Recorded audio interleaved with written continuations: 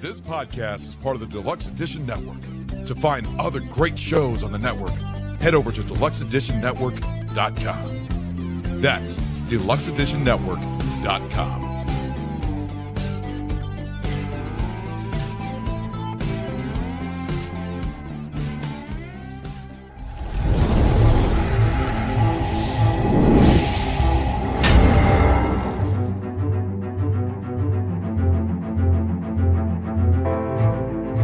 Hello, everyone, and welcome back to another amazing episode of the Steven Jarvis and Friends podcast, part of the Deluxe Edition Network, where if you go to the deluxeeditionnetwork.com, you will find the podcasts for the month of June, which are Barrel Aged Chicks and the Deep Dark Secrets podcast. Thank you so very much, and I hope you enjoy. If you haven't yet, please go over to the YouTube channel, hit the like, subscribe, comment, and hit the notification bell so you never forget another moment of the podcast. Today, we're talking about the 1987 Minnesota Vikings season, and also we're doing the 1987 Divisional Championship game where Minnesota was underdogs against the mighty 49ers, but somehow pulled it off in the end. So let's get started. The 1987 Minnesota Vikings season. The 87 season was the Minnesota Vikings' 27th year in the National Football League. A players' strike caused the cancellation of the September 27th game at the Kansas City Chiefs, while the games played on October 4th, 11th, and 18th were played with replacement players. The Minnesota Vikings finished with an 8-7 record. Despite finishing the season only one game over 500 and losing 3 of their final 4 games, Minnesota sneaked into the playoffs with the final wild card position. There they won 2 huge upsets, beating the New Orleans Saints and San Francisco 49ers on the road. The Vikings were unable, however, to defeat the eventual Super Bowl champion Washington Redskins in the NFC Championship game. The last remaining active member of the 87 Minnesota Vikings was quarterback Rich Gannon, who played his final NFL game in the 2004 season, although he missed the 89 and 94 seasons. In the 87 draft, the Minnesota Vikings in the first round with the number 14 selection, which they got from the Miami Dolphins. They picked running back DJ Dozier from Penn State. In the second round, the 44th pick, they picked Ray Berry, linebacker from Baylor. Third round, 72 overall pick, they picked Henry Thomas, defensive tackle, Louisiana State. Fourth round, they picked Reggie Rutland, cornerback, Georgia Tech. Sixth round, they picked Greg Richardson, wide receiver, Alabama. Eighth round, they picked Rick Finney, running back, Washington. Ninth round, Leonard Jones, defensive back, Texas Tech.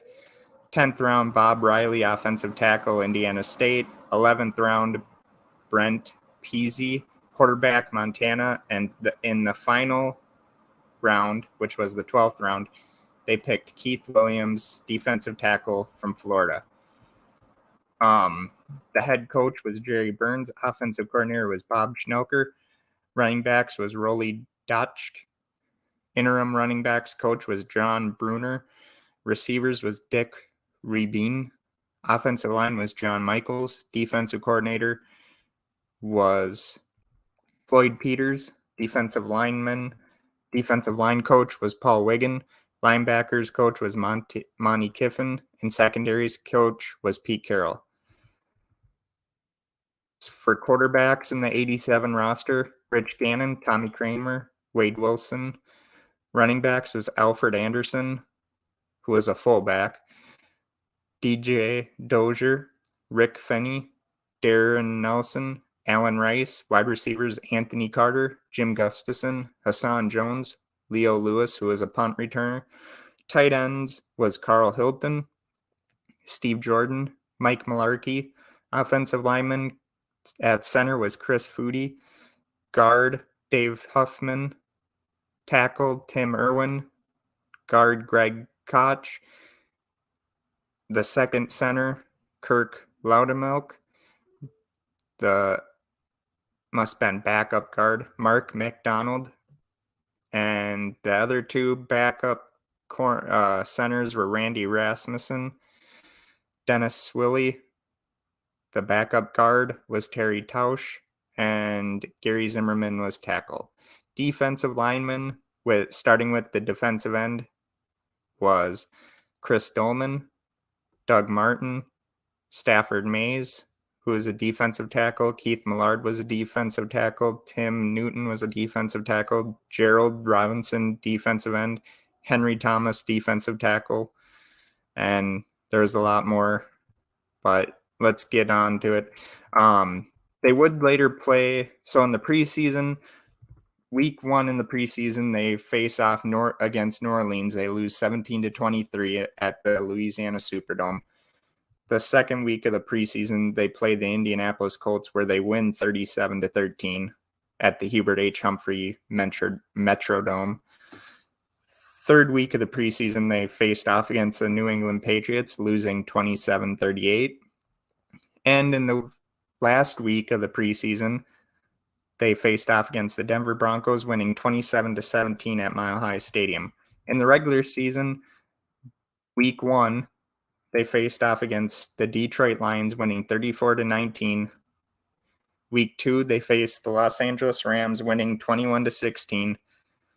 Originally, week 3 at Kansas City Chiefs was canceled. Then the replacement week 3 on October 4th was against the Green Bay Packers at the Hubert H. Humphrey Metrodome, which they lost 16-23.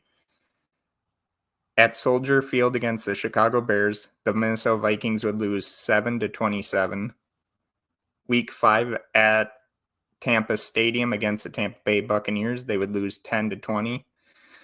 Week 6 against the Denver Broncos at the Hubert H. Humphrey Metrodome, they would win 34-27. Week 7 at the Kingdome in Seattle against the Seahawks, they lost 17-28. Week 8 against the Los Angeles Raiders at the Hubert H. Humphrey Metrodome, the Vikings would win 31-20. Week 9 at the Metrodome against the Tampa Bay Buccaneers, they would win 23-17. Week 10 at the Metrodome, they would face off against the Atlanta Falcons, and the Vikings would win 24-13. Week 11 at Texas Stadium against the Dallas Cowboys, the Minnesota Vikings would win in overtime 44-38. Week 12 at the Metrodome against the Chicago Bears, the Vikings would lose 24-30 by 6 points. Week 13 at Milwaukee County Stadium against the Green Bay Packers, the Minnesota Vikings would lose 16-10. Week 14 at the Pontiac Silverdome against Detroit Lions, the Minnesota Vikings would win by a field goal 17-14. And week 15, the Minnesota Vikings in overtime would lose at the Metrodome to the Washington Redskins 27-24. And some of the games had to be pushed back or brought to a different venue because in 1987, the Minnesota Twins were in the World Series that year. Minnesota Twins would win the World Series, and Minnesota Vikings would not win the Super Bowl. And the standings were first in the NFC Central, the Chicago Bears with an 11-4 record. Second was Minnesota Vikings with an 8-7 record. Third in the NFC Central was Green Bay Packers with 5-9-1 record. Tampa Bay Buccaneers were in fourth with a 4-11 record, and the Detroit Lions were tied for fourth with the Tampa Bay Buccaneers with a 4-11 record as well. In the wild card round, the Minnesota Vikings played at the Louisiana Superdome against the New Orleans Saints, winning 44-10. In the divisional round, the upset of the century at that point, when Minnesota went into Candlestick Park and beat the San Francisco 49ers 36-24. But the Minnesota Vikings heading to Robert F. Kennedy Memorial Stadium to play the Washington Redskins. The Minnesota Vikings would lose 10-17, and Washington would go on to play the Denver Broncos in the Super Bowl. and would end up winning that Super Bowl on the arm of Doug Williams. So that was pretty much the 87 season for the Minnesota Vikings. One game short of the Super Bowl, of course. But now let's get into some of the playoff games the Minnesota Vikings had to win in order to get to Washington. And in the first game, which was a wild card game at the Louisiana Superdome in New Orleans, Louisiana, the Minnesota Vikings would take on the New Orleans Saints.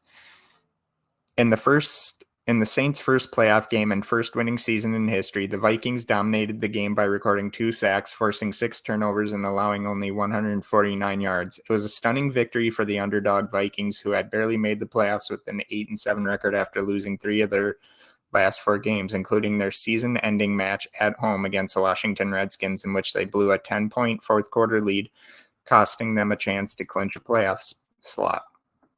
The Vikings would spend the rest of the day pondering their prospects until a Dallas win over St. Louis enabled them to snag the NFC's lowest postseason seed. The Vikings had also been plagued with quarterback problems all year, starting 3 different quarterbacks during the season. Wade Wilson had the most starts with 7, but coach Jerry Burns decided to start Tommy Kramer, who had been through many injuries. He had only started in 5 regular season games and had not finished any of them. Meanwhile, the Saints had the NFL's second-best record at 12-3 and came into this game on a 9-game winning streak. New Orleans scored first after Vikings quarterback Tommy Kramer's fumble on a bad snap led to Saints quarterback Bobby Herbert's 10-yard touchdown pass to wide receiver Eric Martin. Then Kramer was sacked and the Vikings had to punt, but Saints returner Mel Gray accidentally hit the ball while trying to avoid it, and the Vikings recovered on the New Orleans 27, leading to Chuck Nelson's 42-yard field goal. Kramer had to leave the game on the next drive with a pinched nerve in his neck, but the team would go on to win easily without him. Later in the quarter, they went up 10-7 when Anthony Carter returned a Saints punt for an 84-yard touchdown, setting a playoff record for the longest punt return TD. In the second quarter, Vikings running back Darren Nelson caught a screen pass from Wilson on 3rd and 10 and took off for a 37-yard gain to the Saints' 1-yard line, setting up Wilson's 5-yard touchdown pass to tight end Steve Jordan. Then on Minnesota's next drive, running back Allen Rice threw a 10-yard touchdown to Carter on a halfback option play. Saints kicker Morton Anderson cut the score to 24-10 with a 40-yard field goal, but John Harris' interception of a Herbert pass on the Saints 35 led to Wilson's 44-yard touchdown completion on a Hail Mary pass to Hassan Jones on the last play of the first half. Time had expired on the previous play, but the Saints were penalized for having 12 men on the field, giving the Vikings one more play with no time left on the clock.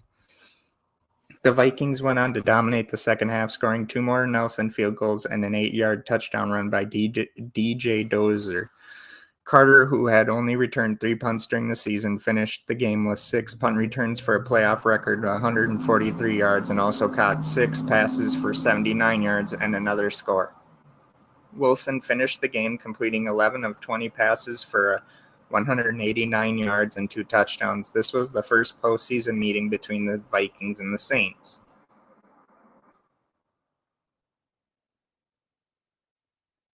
Now to the NFC Divisional Championship game, which was played between the San Francisco 49ers and the Minnesota Vikings.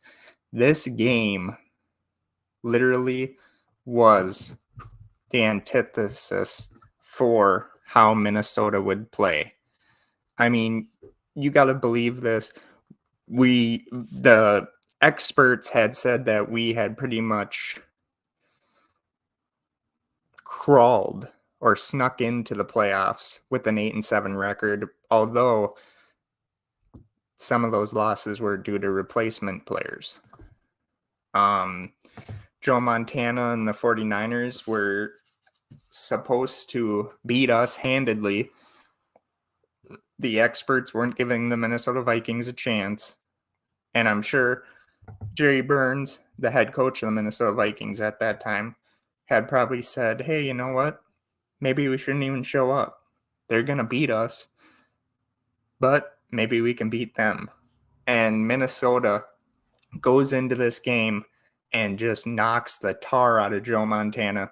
The defense for the Vikings played just like the defense of the 60s and 70s. They forced Montana to make quick throws, which weren't completed. And I mean, they hit him a lot to the point where Bill Walsh got tired of Montana being in the game and took Montana out and put Steve Young in. And Steve Young made a game out of it. He made a game out of it. He was trying to bring the 49ers back and almost did at one point. But Minnesota's defense and the offense made sure that San Francisco would leave the game with a loss.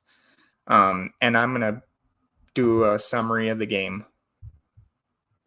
Aided by wide receiver Anthony Carter's 10 receptions for an NFL playoff record 227 receiving yards, the Vikings upset the top-seeded 49ers, who had earned the league's best record during the regular season at 13-2.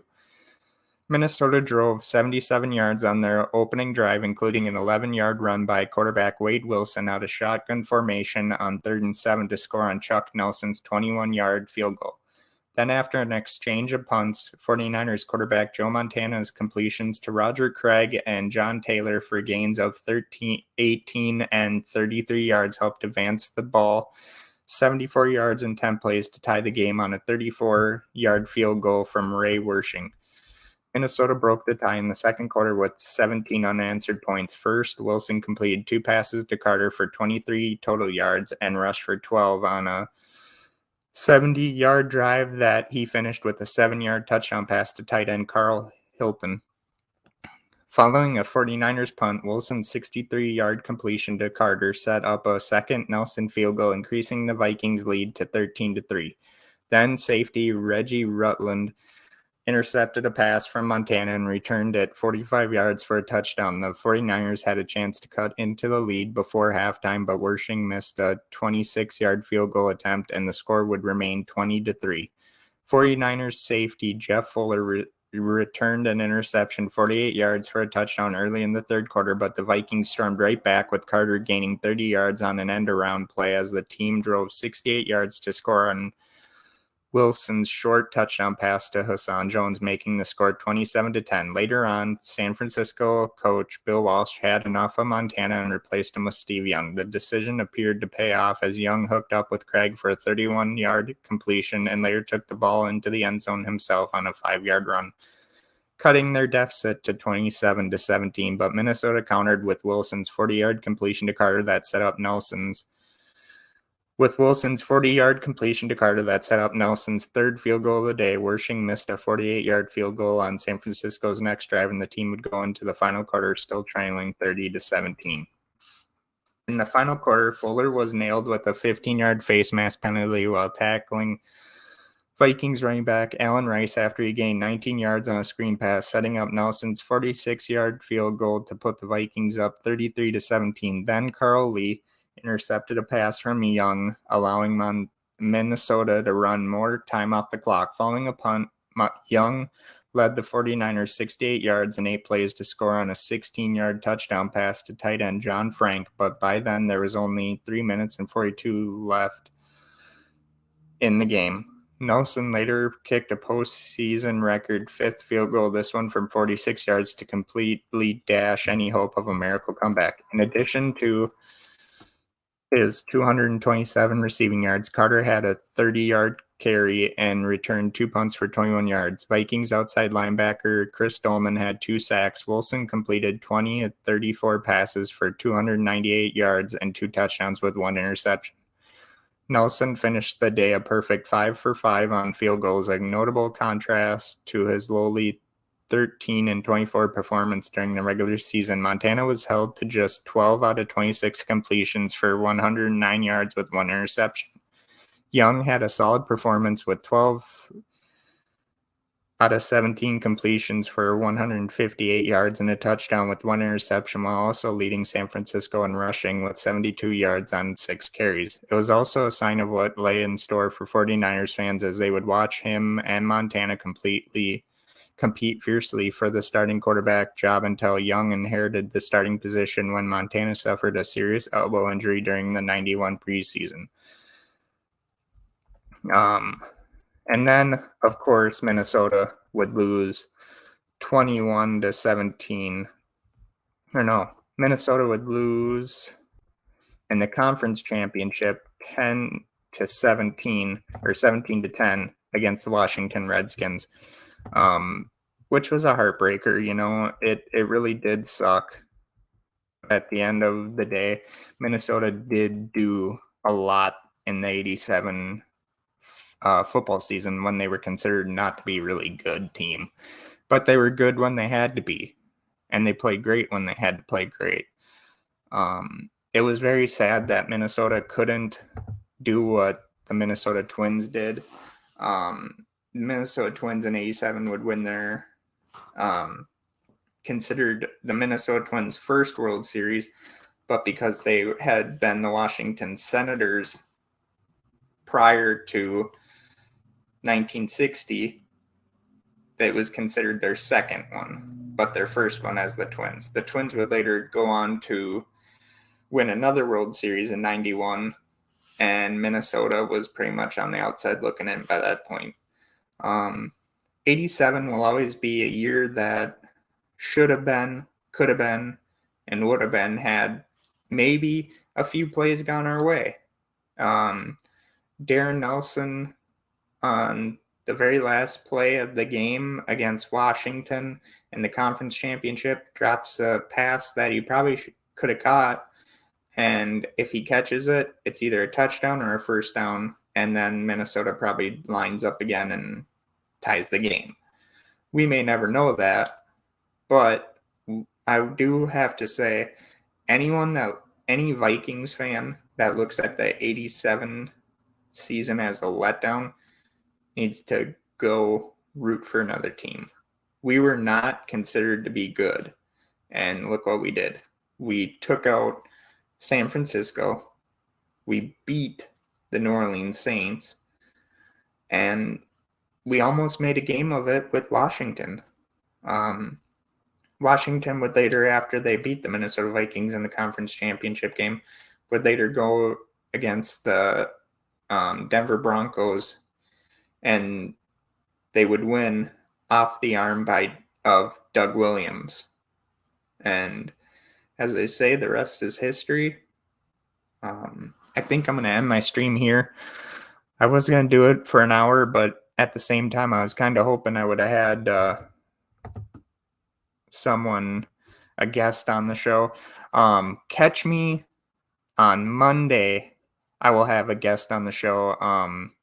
He is from the... Hold on 1 second so I can take a look at it.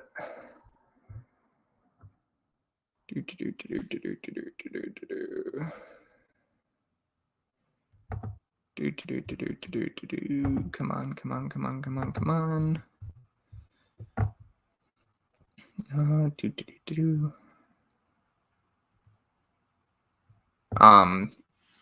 My guest on Monday, June 12th at 7 p.m. Central and 8 p.m. Eastern Time is the host. His name is John, and he's from the Basement Surge. He recently became a member of the Deluxe Edition Network, and I am going to be the first one to interview him. So it should be pretty interesting, see what happens. Hopefully everything goes smooth. I wanted to do the Facebook stream, but Facebook was having some problems, so that sucks. But go check out the podcast of the month, which is Barrel Aged Chicks and the Deep Dark Secrets podcast. Also, if you're looking for a true crime fix, go check out the Broken System podcast with Robert Palmer, who, due to his due diligence and able to look through the evidence and be able to get the right facts out there.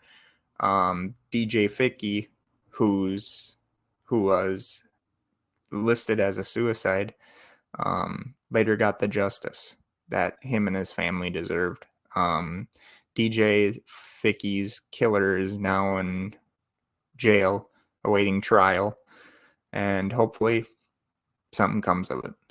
I just want to say thank you to the Deluxe Edition Network. Thank you to Casey. Thank you to the Talking Shit Show. And thank you everyone at the Deluxe Edition Network that puts up with me every day. Hopefully y'all have a great day. Have a great weekend. I will not be doing the live stream tomorrow. This was the live stream tonight that will be for tomorrow as well. Monday, I will have another live stream. That will be an interview. And then Thursday, I think what I'm going to do is I might have to film an episode because I think next Friday I have another interview with someone. So thank you so very much. I will talk to you all later. Hopefully you had a great time here on the Steven Jarvis and Friends podcast, but I will see you Monday. This podcast is part of the Deluxe Edition Network. To find other great shows on the network, head over to deluxeeditionnetwork.com. That's deluxeeditionnetwork.com.